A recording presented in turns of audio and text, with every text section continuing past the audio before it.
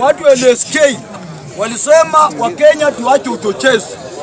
Hii ni uchochezi direct. Hii inafaa kuwa ndani criminal. Hii ni criminal from now, right now. Hii ni criminal. Mr. Speaker, ile shida iko kwa Muluya, ndio iko kwa Mjaluo, ndio iko kwa Mkisii, ndio iko kwa Mkamba, ndio iko kwa Mkikuyu. Mr. Speaker, tusiweke siasa kwa roho. Hawa mandugu zetu wa Mount Kenya, mnasema Mount Kenya, mtu anatuzu watu wa Mount Kenya naenda kulala kwa ploti ya Mount Kenya. Landlord wake ni Mkikuyu. Sasa wewe utakuwa na akili mzuri.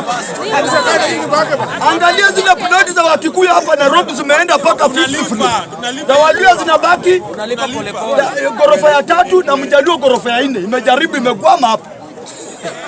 Waluhya na Wajaluo tumeogopa investment, tunaogopa maendeleo. Hiyo ni ukweli jamani. Na ukweli lazima isemwe. Watu wa Mount Kenya, Mr. Speaker, wanakuanga tayari kurisk. Mount Kenya wanakuanga tayari kurisk. Mr. Speaker, hiyo sio mada. Nitaongelea mambo ya NHIF. Mr. Speaker, kama mimi Nuru Okanga, mimi kama Nuru Okanga nimeregister kwa SHA. Na Ruto alituambia mzuri, mtu wa chini atakuwa analipa shilingi 300. Mr. Speaker, right now ukiuliza hapa watu wote wale wameregister SHA, hakuna mtu analipa 300. Tuelezane ukweli. Speaker, information. Don't give me information, no, because that is misleading. Time is out. That is misleading. Watu umesema Nuru, umesema hawa watu wako hapa. Hakuna mtu analipa ngapi? Information. No, information Speaker. Yes. Mimi nataka nikwambie, mimi nimeenda na ninalipa 300. Wacha Ngoja Speaker, another information. Mr. Speaker, Nuru. Hawa ni watu wa serikali wanasafisha serikali. Nuru. Hawajua. Nisikize, najua mimi sizungumzii. Unaona, wakati una register SHA kuna maswali unaulizwa. Mngewacha nieleze ndio mjue mimi nalipa pesa ngapi. Subiri tu nikumalizie. Acha tunikubali. So wakati unajibu yale maswali, majibu umepeana ndio yanatumika kudetermine ile pesa unaenda kutoa. So, kama wewe ulitoa majibu ya kukuwezesha kulipa 600, that is it. Kuna mtu ambaye alijibu majibu ambayo inamwezesha kulipa 300. Hiyo tu ndio nilitaka kukuinform. Thank you Mr. Speaker. Thank you Mr. President. Thank you sir. Hata mimi niliulizwa hiyo maswali unaulizwa. Unasema niliulizwa hiyo maswali from Kiingereza ama Kizungu. hadi hiyo kwa Kiingereza. I know English Mr. President. Mr. President, hiyo maswali unasema niliulizwa yote na nikajibu. Mimi SHA nalipa 1030. SHA yangu 1030. Wachana na kumesu. Mama yangu Ushago analipa 1200. Mama yangu Ushago analipa 1200. Ndugu yangu Ushago analipa 800. And Mr. Speaker, mimi nataka niseme hivi. Saa zingine tuongee tukiwa kama watu wazima na tunaelezana ukweli. Tunafundishana. Mimi wakati nilikuwa nasema SHA ifanyi kazi sikuwa registered. Sikuwa nimeregister. Na mtu mwenye aliniambia niende niregister SHA ni Karen Nyamu. Nikaenda nikaregister. Mimi mwenyewe Nuru Okanga nimeenda hospitali. SHA inafanya kazi. Upande wangu.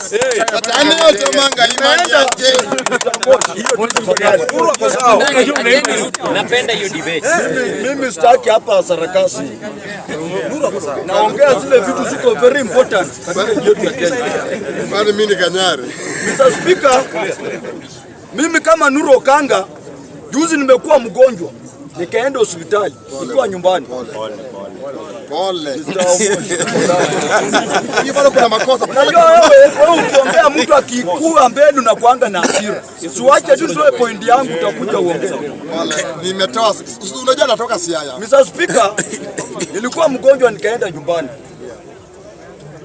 Nikaenda hospitali wakaniuliza uko na SHA? Nikasema leta ID. Nikapeana ID, wakaangalia kwa system, wakakuta nimelipa. Nilipa miezi 3. In fact nilipa miezi 3 mfululizo. Hakuna 10 bob nilitoa. Oya. Ile pesa yenye nilitoa kwa hospitali, pesa ya kitabu peke yake. Kwa sababu sikuwa na kitabu. Makofi kwa Ruto. Thank you.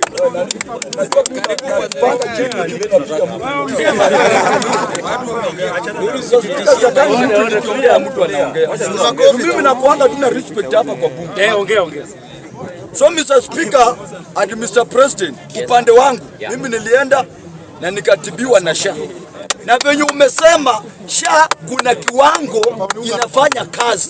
Sio 90+. Kuna kiwango 50% inafanya kazi. Makofi. Nimeagree na wewe. Mr. Speaker, tunarudi kwa mambo ya abduction. Na killing judiciary.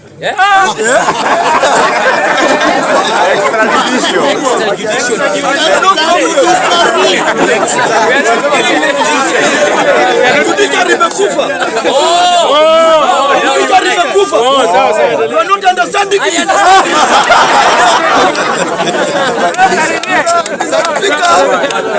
Judiciary venye tunaongea saa hii imeshikwa mateka. Haifanyi kazi venye ilikuwa inafanya kazi. And Mr. Speaker, hii kitu tunaongea hapa, mambo ya Ojwang imeleta huzuni kwa Kenya mzima. Nimesikia watu wengine wakisema ati kabila ingine isiongee kwa mambo ya Ojwang. Ati Ojwang ni Mjaluo. Tuache Wajaluo wenyewe waongee. Hiyo ni kitu mbaya sana. Mimi nataka niseme hivi Mr. Speaker.